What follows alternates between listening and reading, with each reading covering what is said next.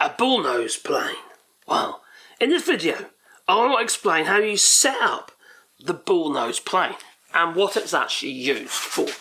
Now basically it's a shoulder plane, like a rebate plane, and it has an open mouth on the sides here, so it can actually go right up against the edge of a rebate, but also doubles up as a chisel plane as well.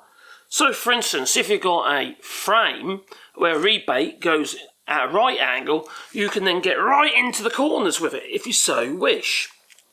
It'll be a rare occasion, but it's quite handy to have it. But the thing is about this particular little hand plane, like I say, it is a copy. And it's a copy of the Stanley number 90 rebate or rabbit plane. Bullnose plane really, because the shape of it, yeah?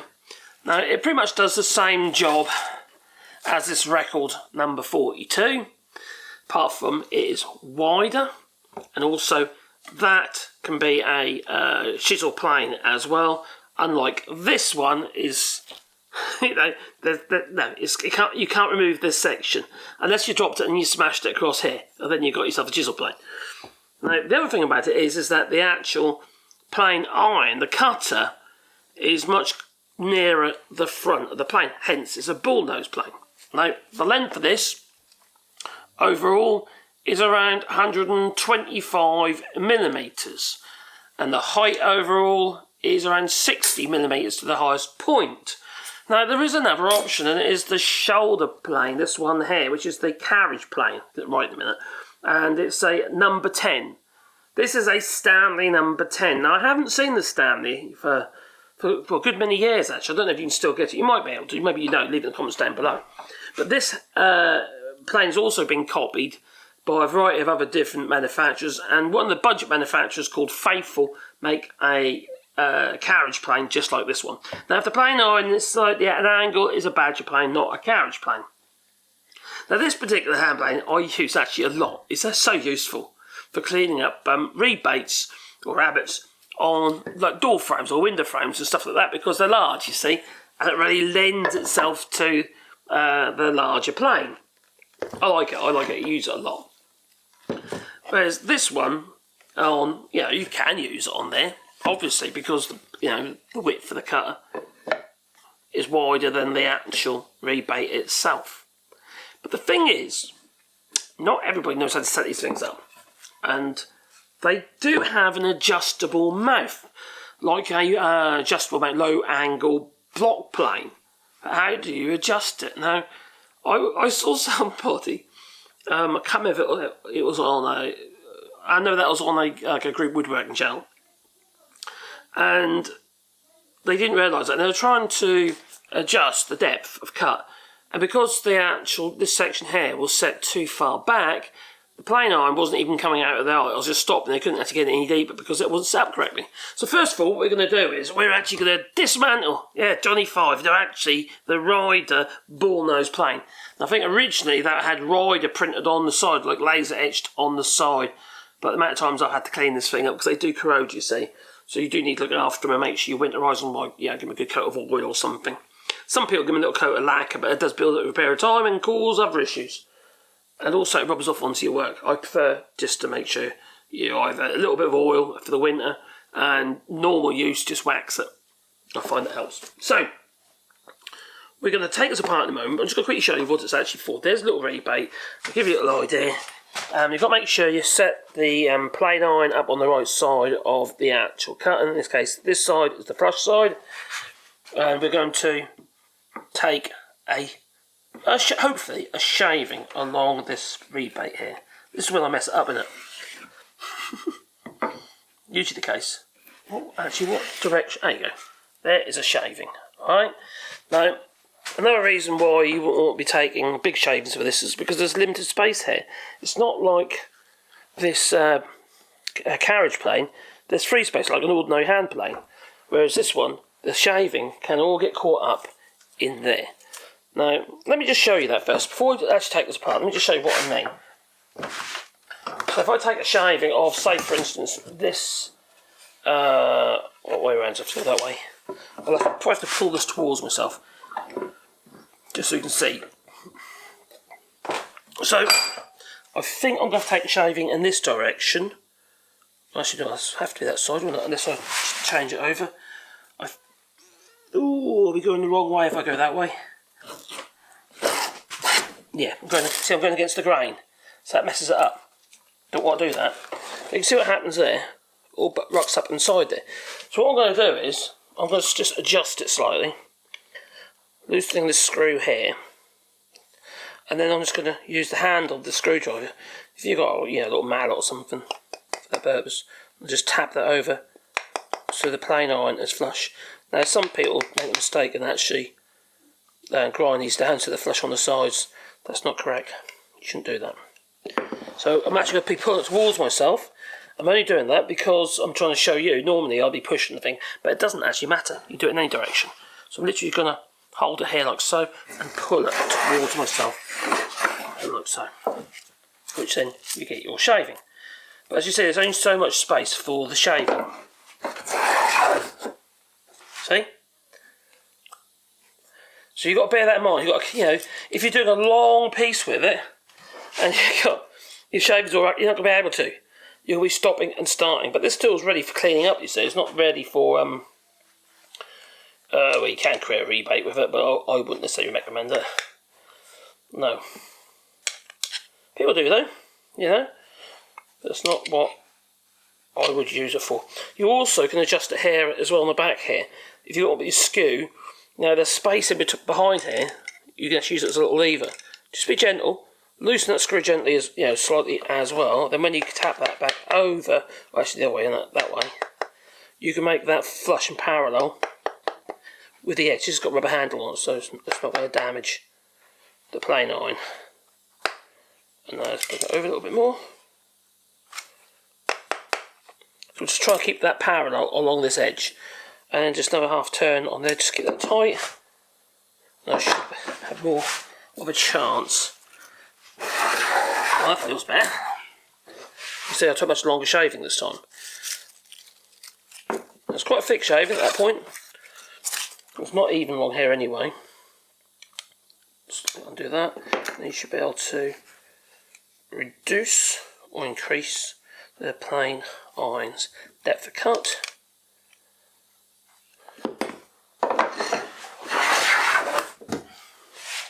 As you can see, that was a much nicer shaving that time. So anyway, since that's not the ideal tool for the job, that is the carriage plane. If you're working with bigger pieces like so. Where this is handy is if you've got to clean up into the corners of your rebates where you've got a frame, for instance. That works really good. They're a really handy little plane. But you see at concertinas, it doesn't, the shavings, they do that. They're not curly shavings, no, because you can't escape. And it's the same on this particular Bullnose plane. Also the same on this number 42 here as well. Not the 78, which is that natural rebate plane, and not on the shoulder plane, this number 10. They all have, they're all good. They all excel at certain things, don't you? So what we're going to do now is we're going to just take this apart, and I just want to explain to you how you're supposed to set it up. Now, this top section here is held on with the screw with the big slot, like so. Just loosen that and slide it that way, so forwards, and then it'll pull off like so. Very easy, alright? But the thing people don't realise is there is another screw just there. And that screw is what you use to adjust the mouth of this Bullnose plane. Right. Now, getting the plane iron out can be quite fiddly, to say the least. Now, currently, in this state, you would call this a chisel plane. See? So effectively, you've got this cutting edge, you've got a flat sole, and you can work it right into the corner up against another piece of wood if you want. Now, I don't know when was the last time I used it like that. It was actually on a door frame, clean up into the corners. But the problem here is, you see, there's nothing to hold the leading edge, the piece of wood down with the sole, the front sole here. So you can end up just jabbing, you've got to be so careful with it.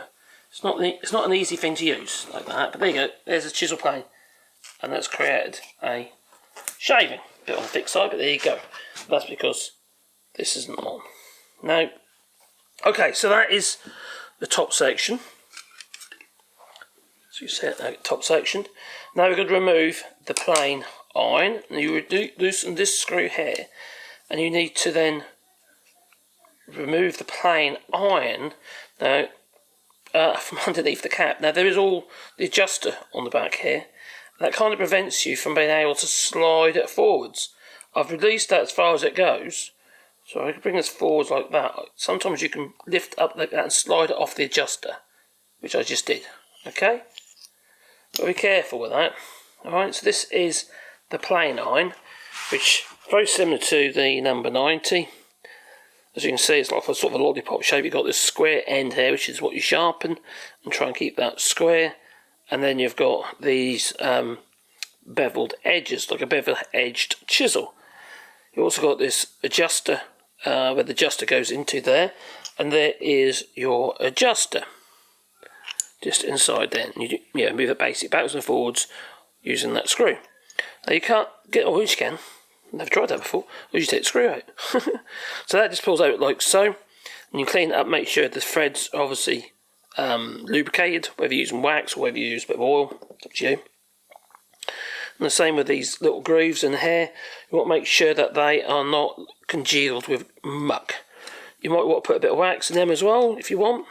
You see, I've got all old shavings and old grease in there. Or you can use a bit of oil, or don't use grease because it'll just congeal that. I wouldn't use grease, not for me. Quite often, I'll use a bit of paraffin wax like so. You don't have to use grease if you want to. The thing about wax is you can actually fill that with the wax if you so wish. And the bit about the wax is nothing sticks to it, unlike grease. So you just rub it in there like so, and you fill it with grease. And with wax. And same with what I do here. You see here you've got a chip breaker here. The problem with that is it can fill it with sawdust crap. So I fill it, I melt wax into it each time I actually take it apart. So okay, that's the plain iron. We have the cap iron arrangement with its screws. So effectively it's a screw cap. Very simple thing, just cast one screw in it, like so. And then we have the big screw that holds all this down, holds together, but also allows you to adjust the mouth backwards and forwards. And then we come to the adjuster. Now the adjuster is it reverse thread? I think it is. So you can just keep sliding backwards and forwards like so, like so, like so, and the whole thing will unscrew. And then you have this adjuster piece here that actually slides into the slots of the plain iron, like so. And that allows you to move backwards and forwards. You need to oil this to keep this clean, especially in the winter. You don't want your tools all rusting up. No. You want to get the oil in there. Got a little bit of oil here. I don't know why I've got a part. I'll put a bit of oil in it, like so. And all this is just, I'll just use a bit of literally 3-in-1 oil. It's good enough for that.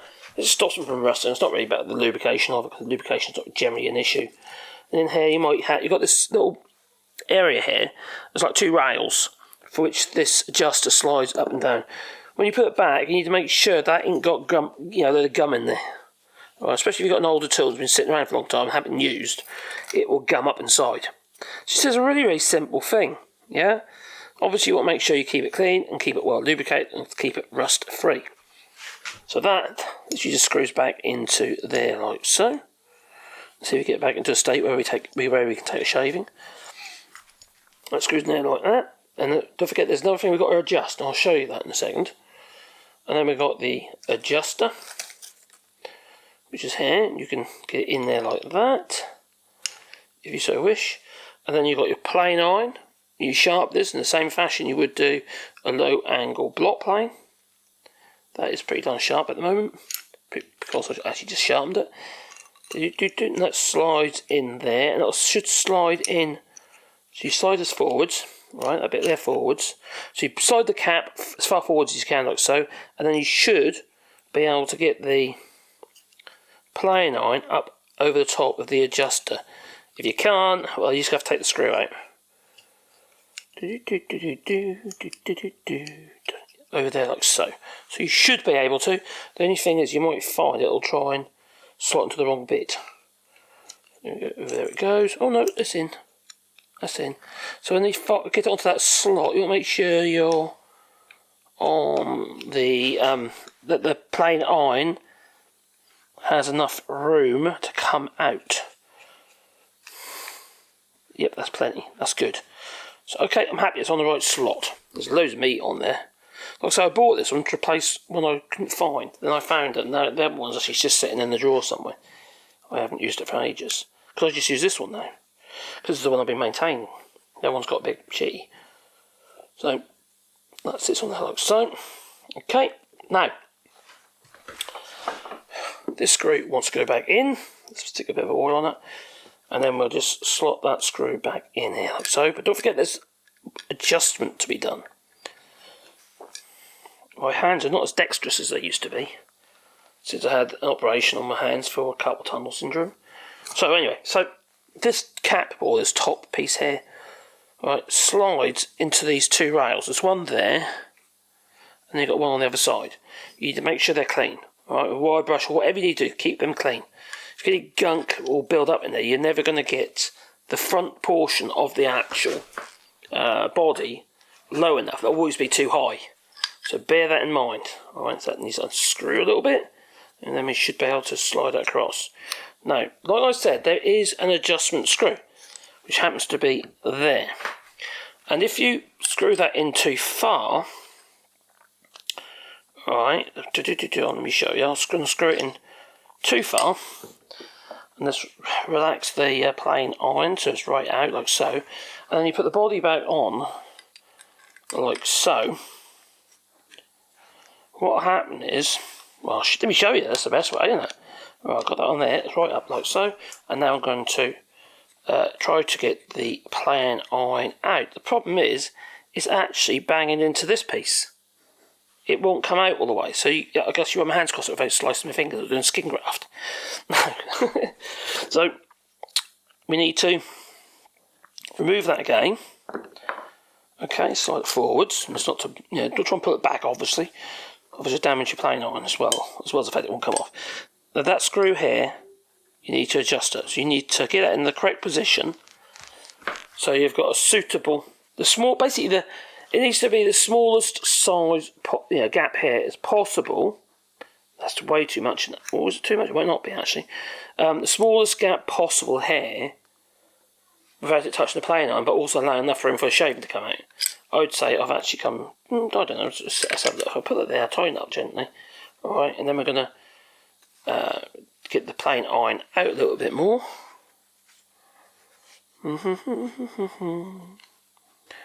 Like so. Oh, that's good. So you can see we've got about a millimetre there. I think we could probably take it down a little bit more. We don't want to be using this to take big shavings, do we? You want small shavings. So the more we can allow the plain iron to take small shavings, the less work you'll have to do afterwards, as in trying to make everything decent. So you get a lot of tear out, what I should say, especially on something like this. Now, like I mentioned earlier, as you see here, that plain iron is actually protruding too far through that side, and it's almost flush on that side. Well, when you use it, depending on what side you're going to use it on, you need to adjust that one way or the other. You do actually need that, you need that on the sides there. Eventually, otherwise, it's going to be too narrow for the body. But also, what happens if you make it narrower, but also what happens is you want that corner to go right into the corner of the rebate, right in there. All right. Otherwise, it's not going to do a very good job. So let's remove this piece of wood again. Put the other piece back in because it's more the size sort of rebates rabbits you'll be doing with a little block plane like that. Well, little bullnose plane like that. And then you literally just set this up to suit. Look at your angle of your grain. At the moment it's going up that way, so I really could do pulling it up towards myself. Otherwise, it will create a huge amount of tear out. I think that's enough on there. Might be too much. So you have to relax that screw gently, so you can just retract the plane iron a little bit. Now in this case I've come towards myself, not for any reason other than the fact that the grain's going that way, and I want to keep it in the shop. I should want to be more careful and pick a piece of wood, the grain going the other way. Do that a bit deeper. So don't over tighten that screw, as you want me to adjust the actual depth of cut.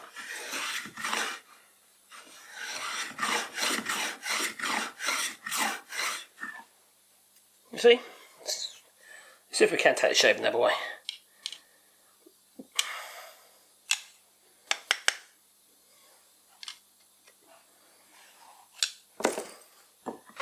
It might tear out this direction because of the direction of the grain. A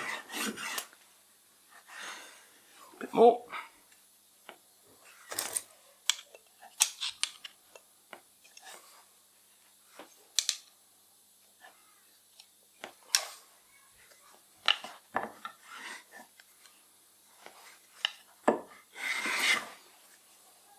Just tighten that up. Not too tight, just hand tight. No one's going to benefit by, cracking down on it. See that nice long shaving there? There you go. So that's your little rabbit plane, or rebate plane. Starting on the end there like that's quite difficult. So you might be better starting a little way in. If you're working to a line anyway, and then come back on yourself just to finish off that end. If you've got to go right to the edge, right to the end, sorry. Generally you wouldn't be. If you want that, you'd be using something like this instead. You've got more. There's more body in front of the plane iron. Now you can use this little plane not just for the bottom of the rebate, but also the sides of the rebate. So you can go that way if you want, on both sides. Now, the rebate plane needs to have a body that is perpendicular sides to the bottom, okay, on both sides. Otherwise, your rebate's going to run out of true.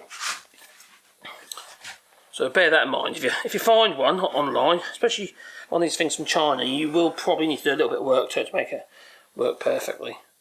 But even these rider ones are quite good. A bit of work, yeah, a bit of titillation, a bit of extra work on the plane iron and stuff like that. You'll probably find that it'll do a pretty good enough job for most people. It works. It just works. Now there are some nicer tools out there. There's a nicer version. You need Nielsen do one, Veritas do one. You can even make one yourself, you know. Which I might have a go on this channel actually. I think I'm going to make some rebate planes. But for fixed size rebates. So for instance, I don't know, like a box bottom or something like that. You know, I might have a 10 by 8mm rebate. No, not be that, but even 8x8mm rebate, whatever size the box is, I suppose. But I'd actually make the plane that size. That's why you see these carpenter joiners, these cabinet makers with like loads and loads of little wooden hand planes, moulding planes, because each plane had one purpose, one job. There's no setting up, it's just that's it, you got it, you set the depth of cut, and it creates the shape, the moulding. In this case, you could do exactly the same thing with any form of a rebate plane. You know, you can have it so it only goes so deep and it only works from one side. So there you go. That is the little rider Bullnose plane, and it's a Stanley number 90 copy. It's actually a nice little tool, and I would say this is as good as the number 90, if not better.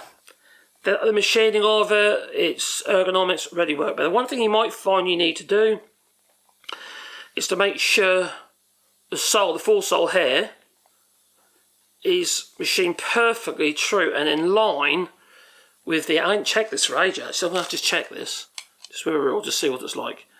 Because you've got to make sure that is perfectly in line with that, okay? So both the front and the back, so the toe and the body of the sole of the plane are perfectly in line with each other, because if they're not, potentially you're going to create a bit of a twist. It just won't work so nicely, you know? Just make life a bit difficult. Does it feel okay? Because what you can do is, once you've got this screw tightened down on here, you can flatten the sole and the flat, so both parts together, and you basically, you flatten that to that.